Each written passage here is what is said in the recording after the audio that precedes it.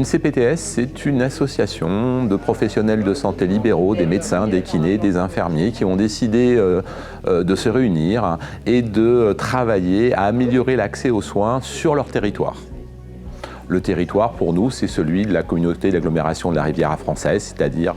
Menton comme ville principale, l'ensemble du littoral, Roquebrune, Cap-Martin, Beau-Soleil et les vallées de la Roya et de la Bévéra.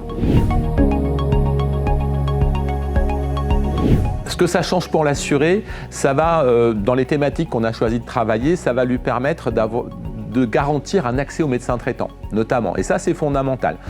Pourquoi? Mais parce qu'on sait très bien que la démographie médicale, notamment sur le territoire, l'extrême est du territoire des Alpes-Maritimes, et notamment Menton, est une vraie problématique. Il y a de moins en moins de médecins traitants, la moyenne d'âge des médecins traitants est élevée, et beaucoup de ces médecins traitants vont partir dans les 2, 3, 4 ans à la retraite. On a un risque de rupture de soins, on a un risque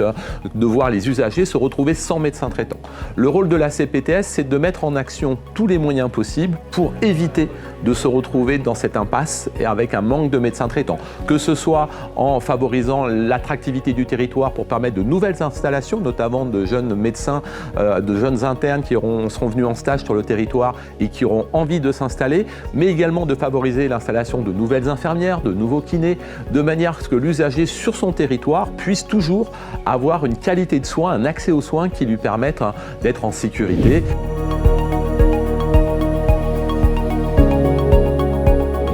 Nous, on a décidé avec l'ensemble des partenaires que sont les collectivités territoriales, les élus du territoire, les centres hospitaliers, celui de Menton, de Sospel, de Breil et de Tende, de travailler sur le parcours personnes âgées. C'est important au jour d'aujourd'hui de renforcer ce parcours de santé de manière à ce que les usagers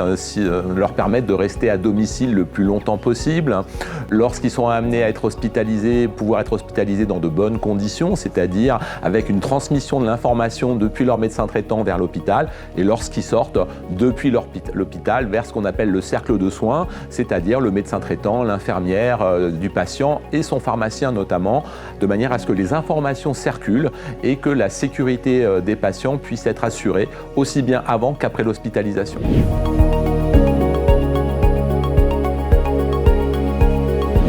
Il n'y avait pas vraiment de parcours de soins et lorsque les victimes voulaient être prises en charge, il fallait qu'elles aillent jusqu'à Nice. Ça nous semblait pertinent dans ce contexte de crise post-Covid de pouvoir, on va dire, développer un parcours de soins dédié à la prise en charge des violences intrafamiliales avec un parcours vraiment transversal depuis impliquant la police, le judiciaire, le médico-social, les assistantes sociales pour permettre le sanitaire, les urgences, pour permettre en fait aux victimes de pouvoir être prises en charge globalement sans avoir à quitter leur territoire de vie, sans avoir à quitter ce territoire de la Riviera française.